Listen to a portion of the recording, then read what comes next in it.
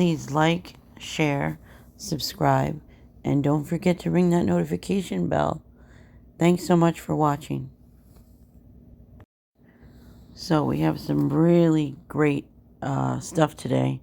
Last night I was up really late and I discovered some video from the Linda Lane Apartments. I'm not sure the YouTuber I was watching.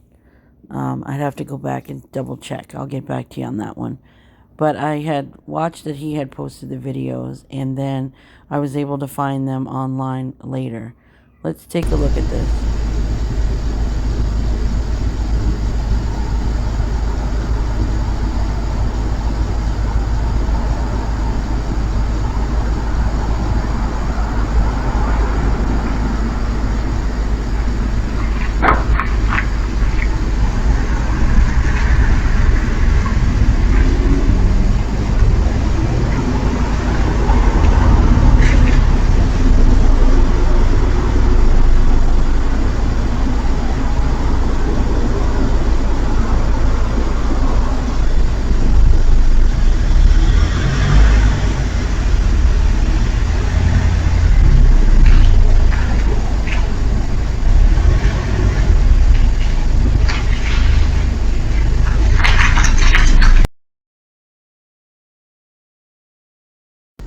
Did you catch that? Let's slow it down and zoom it up.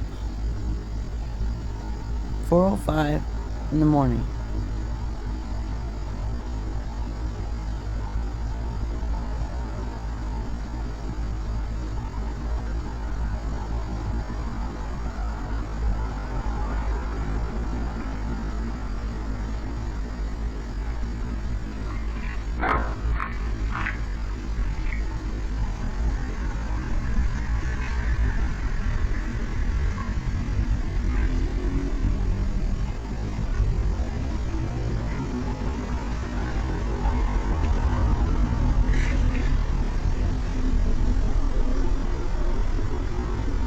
You can totally see it.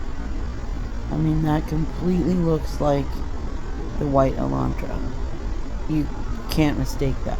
So I've zoomed it up best I can. Video's not the greatest, but you can see it. Backs out and goes out onto Queen Road, which is the street that wraps in front of the house. You can see it there, making like a turn and leaving. Wow. So that goes right down the road, right in front of the house. And I'm really going to get into this location because a lot of people have shown you this, but I don't know how in depth they've gotten. We're going to go there. More disturbing is at 4:23. Watch this. Watch to the right of the camera where the last light is.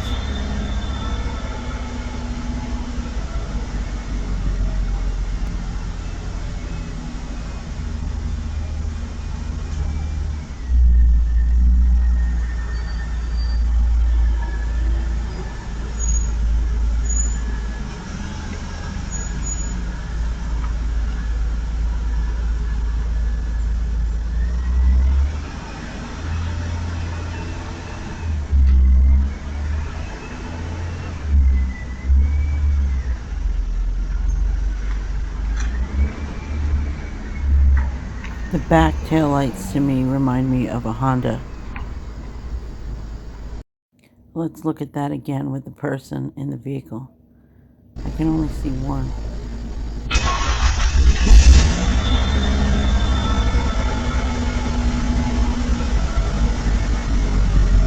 Wow, so an SUV type car, you can totally see an occupant in the driver's seat. They're moving, turning on the ignition. This is like, wow. First thoughts that come to mind is either like a Honda Pilot or a Pathfinder.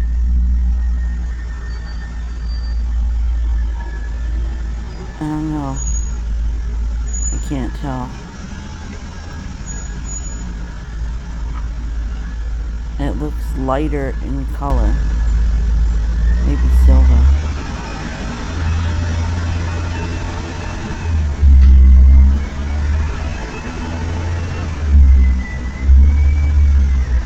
And they back out the same way that the white Elantra did.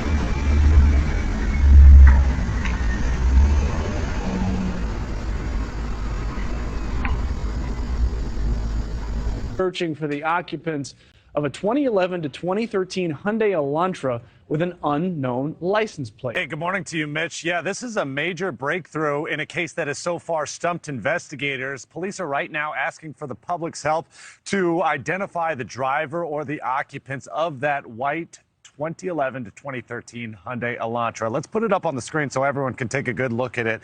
Explaining why this search for this white vehicle.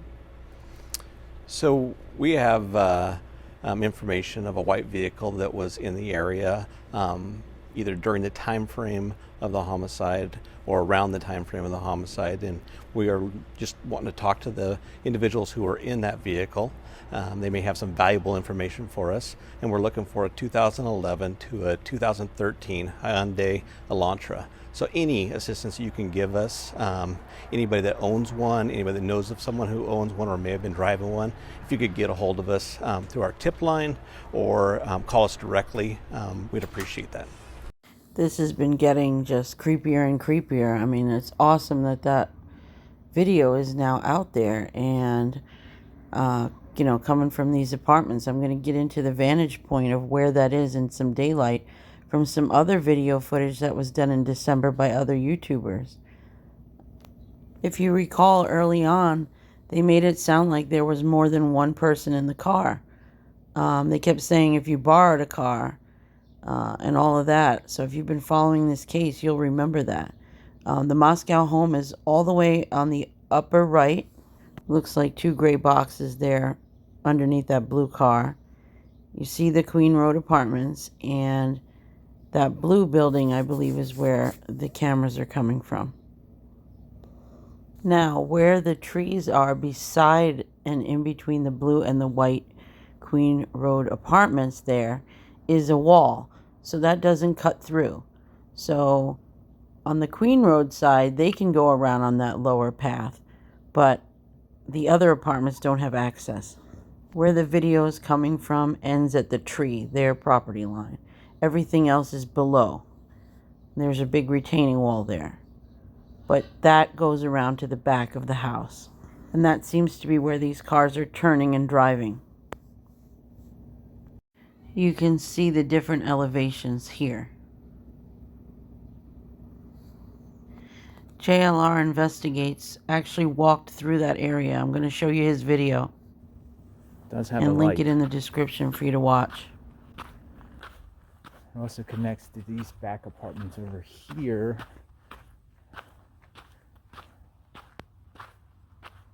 I'm also looking for a white Hyundai Elantra, but I wouldn't assume that the Elantra is still here.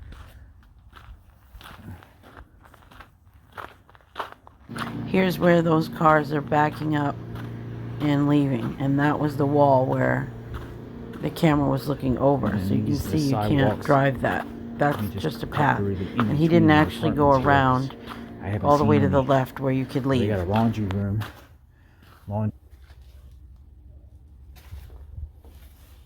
Yeah, quite possible. There's also no way you could Go down the drive sidewalk, down because if this you go down the path, sidewalk, even if it go wasn't down the allowed, steps. because there's stairs there, and There's you the would have home. launched. But There is if we look at the bottom the home. of the stairs, we see an SUV there, and that looks a lot like a And is Honda it Pilot. possible that whoever did this I can't tell, could have did this because and then he's went going too back up quick, into the apartments? but it sure does. It could have been just coincidentally someone leaving at the same time, Noticed but I find it odd. with the lights there, there's only one way in. And one way out. When they Check walk their out JLR's dogs video if you out haven't. there. And this was Chris McDonagh's Clock. video. I'm The house looking is for 2 o'clock now. when he found the It's on glove, the so right. that we can We're show gonna you take another up view. to this Here we go. apartment complex here. And on the other side, And it's important to point out all of this is off-campus housing. You see this apartment complex here on the right. I'm sure you've seen it on the news many times. And all the other homes around 1122 King Street is all students. It's all student housing. They're private homes, but obviously they're rented out to the students. Now, one thing here is if I were to keep Same going to the parking right, space. it will take That me looks like around a Honda to a Pilot right parking there. lot that is behind. There are two different color vehicles. One could have been a CRV, the gray one from earlier, and then this one is clearly white. It takes me behind the house. There's a silver Kia all the way to the What I want left, to do is show you here to the and a left. silver Toyota This is Camry ice. Okay, to the and I'm in a right. four-wheel drive truck. Here's the aerial view where you can see right down into that lot and right into the Queen Road Apartments. And looking right down at that road behind the house, which is at the top. This is not far away, and all that camera footage was from that night. Let's look at it again. Let's check out the three-point turn at 405.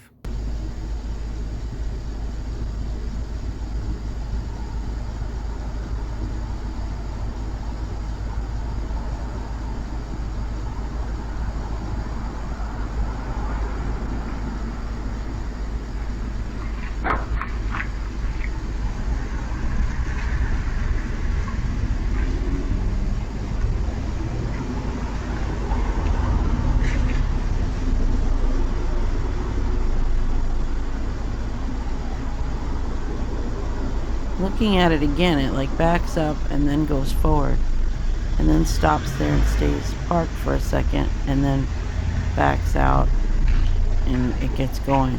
It's almost like someone's giving him directions of like, I live over here, oh no wait, over there. That's what that reminded me of. Now this is a still image people are saying looks like a person. I didn't appreciate that initially. I'm going to have to watch it again. Let's see if we can appreciate that same thing at 423. I did not notice a person walking.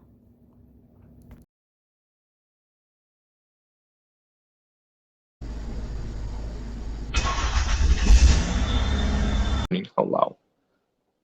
After me, so I heard like, a car shut, a door shut, and then like, apartment door shut, and like also like a scream. But like, that's like normal. Like I always hear like screaming almost every Saturday night. So like I didn't really like think of it. This is also really interesting because we know that the neighbor that allegedly heard a scream at 4 a.m. lives at those Queen Street apartments.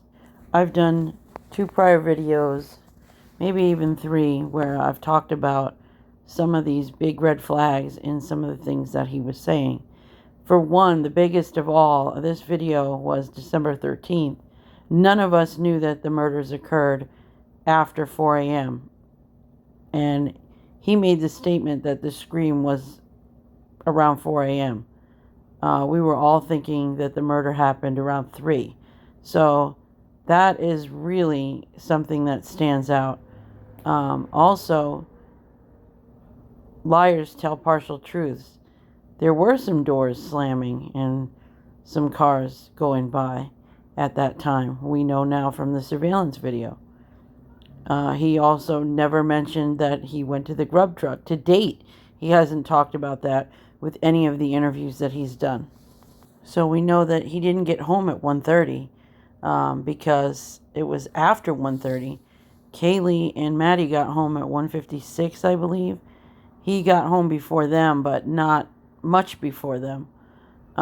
If he were to go straight home from his transaction here at the grub bus. Not a huge discrepancy. I mean, it could have been a quarter till 2, which, could have been 1:40, assuming he went straight home.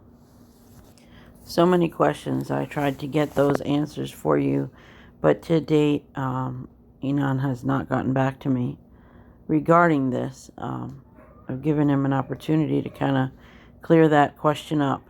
the discrepancy of the year of the vehicle, which doesn't seem like a huge deal because police do make mistakes. However, also the statements about people in the car, I remember them even suggesting the car may have been borrowed or stolen. They were saying if you have a car that's in your driveway that you don't drive much, check on it. But they alluded to people in the vehicle many, many times.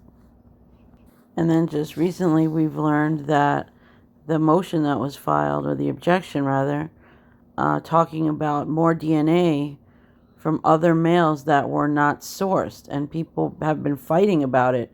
But what's critical is they found unknown DNA on a glove outside of the home. That right there is very significant. They tested it and they found male DNA in the glove, but they did not connect it to Brian Kohberger, as they do have his DNA on file, and it would have definitely hit as a match.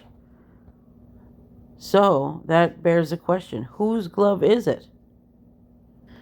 Right on the property of the murder scene, right outside the Queen Street apartment, not far from the back of the home where they suspect the killer parked, where we see in surveillance the car's headed. We know that they looked at those apartments there because we have pictures of them 2 days after with luminol checking out those apartments. We have a known neighbor who lied about any scream, because we all know that there were no screams. We can hear on the recent surveillance tape that's been put out, there are no audible screams that we can hear. No screams that we know of based on people in the house awake at the time of the crime. So what did he hear, if anything at all? But what does he know? Because how did he know it was 4 o'clock? Well, all we do know is he wears black gloves at work. I mean, could he have just gotten off of work and threw a glove there for a different reason and has nothing to do with anything? Possibly. Are they common gloves? Absolutely. Could they have blown out of the trash or fallen out of the trash?